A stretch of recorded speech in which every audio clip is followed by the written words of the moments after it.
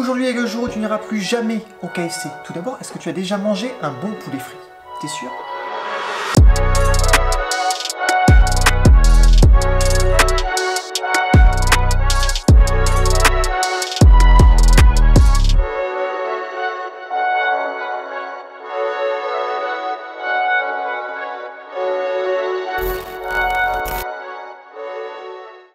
Bienvenue sur Nihon Kitchen, la chaîne qui te parle de cuisine japonaise en direct du Japon. Et aujourd'hui on s'attaque à un gros morceau, le karaage. Avant toute chose, si tu es intéressé par la cuisine japonaise ou même par la culture japonaise, n'hésite pas à t'abonner. C'est quelque chose que tu te dois de manger quand tu viens au Japon, le karaage. Le poulet frit japonais, c'est une pure merveille. Tu peux le retrouver dans les izakaya, les restaurants classiques et même dans les maisons directement en famille. Et aujourd'hui je te propose de réaliser cette recette très simple chez toi maintenant.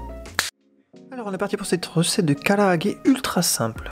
Alors en premier, on va préparer les ingrédients pour notre marinade à karaage. On va râper du gingembre pour en extraire le jus. Petit conseil pour peler du gingembre, tu peux utiliser une cuillère, ce sera beaucoup plus simple que de le faire au couteau. Pourquoi il est préférable de râper le gingembre et de ne pas le découper? C'est pour éviter d'avoir cet aspect fibreux que tu peux avoir dans le gingembre et le retrouver en fait dans tes karaage. Donc c'est pour ça qu'on va utiliser juste le jus. Et c'est en le râpant que tu peux l'extraire le mieux. Si tu n'aimes pas le gingembre, tu peux aussi utiliser du citron. Ce sera pas mal du tout, mais si tu veux le faire à la japonaise, ce sera du gingembre. Et ouais, t'as pas vraiment le choix. Pour le reste, ce sera saké et sauce soja. Pour l'ail, 2 gousses d'ail, c'est amplement suffisant. Petite astuce pour éplucher l'ail, tu peux découper la base et ensuite le frotter entre tes mains. Ça sera super facile pour enlever la peau. Il te reste plus qu'à t'aider du couteau pour écraser l'ail et le rajouter dans ta marinade. Pour la découpe du poulet, ça va être très simple aussi. Tu as juste à enlever l'excédent de graisse. Je te conseille aussi vraiment de garder la peau du poulet parce que c'est ce qui va donner une texture vachement intéressante au karaage. Donc surtout, ne l'enlève pas. Tu auras juste à le découper en morceaux assez grossiers. L'important, c'est de ne pas le découper trop petit parce qu'il faut savoir que dans le bain d'huile, le poulet va réduire. Donc ne les coupe pas trop petits.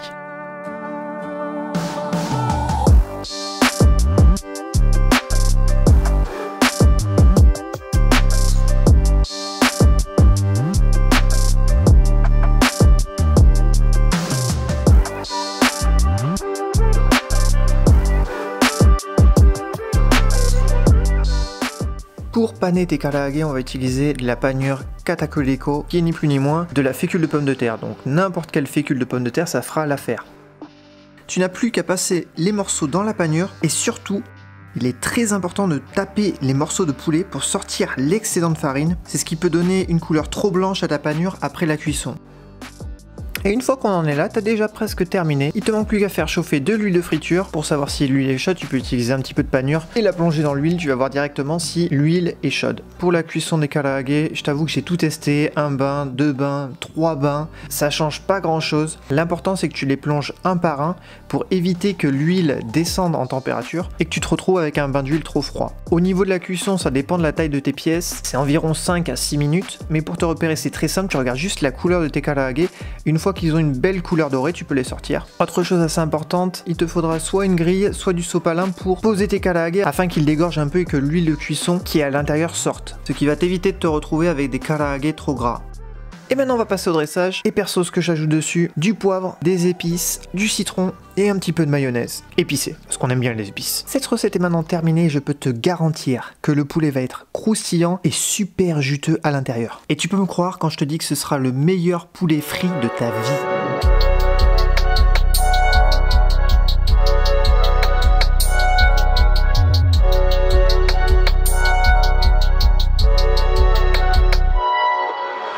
Et voilà, c'est aussi simple que ça de faire des karaage à la perfection. Si tu as aimé cette vidéo, si tu as appris quelque chose, n'hésite pas à mettre un like et à t'abonner. Tu peux me suivre sur les réseaux sociaux. Et en parlant de réseaux sociaux, il y a un tirage au sort sur Facebook et Instagram pour gagner cette boîte à bento avec les baguettes. Donc si tu veux tenter ta chance, n'hésite pas, les liens sont en description. Et quant à moi, je te dis prends soin de toi, on se retrouve très vite pour une prochaine vidéo. Ciao!